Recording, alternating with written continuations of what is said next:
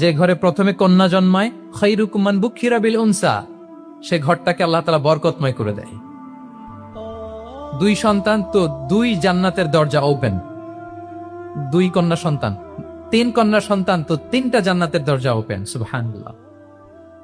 স্ত্রী হয়ে যখন ঘরে যাবে, যে ব্যক্তি তার স্ত্রীর কাছে সেরা, পরিবারের কাছে সেরা, সে সবার কাছে সেরা, সে আল্লাহর কাছে সেরা। সুবহানাল্লাহ। এবং কোন মা যদি সন্তান জন্ম দিতে যে মারা যায়, কিয়ামতের দিন আল্লাহ তাআলা ওই মাকে শহীদদের কাতারে দাঁড় করাবেন। আর যদি সেফলি সন্তান ভূমিষ্ঠ হয়, আল্লাহ বলে মায়ের পায়ের নিচে ওই সন্তানের বেহেশত। সুবহান।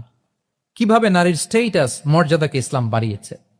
এবং এই যে ইসলাম যে নারীকে যে ভিআইপি হিসেবে কনসিডার করে, হ্যাঁ, ইসলামের দেয়া নারীর ড্রেস কোড নিয়ে আমাদের অনেকের কত কথা, কত ক্রিটিক। এটা কেন করে? কারণ Islam consider women as a queen. ইসলাম তো নারীকে রানী হিসেবে কনসিডার করে। কি হিসেবে বলেন? আচ্ছা বলেন, যে কুইন হবে, যে রানী হবে, তার একটা স্পেশাল ড্রেস কোড থাকবে না? তার একটা স্পেশাল প্রোটোকল থাকবে না? রানীর সাথে কি যা মনে চায় তা করা যায়, দেখা করা যায়, তার কাছে যাওয়া যায়? আল্লাহু আকবার। কারণ ইসলাম চায় নারীদের জন্য পৃথিবীটা নিরাপদ হোক। ইসলাম চায় নিজ গৃহে বা কর্মক্ষেত্রে নারীরা নিরাপদ থাক। ইসলামের যত ভ্যালিউজ আছে, যত রুলস এন্ড রেগুলেশন আছে, এটা আমাদের ভালোর জন্য, মানব জাতির কল্যাণের জন্য।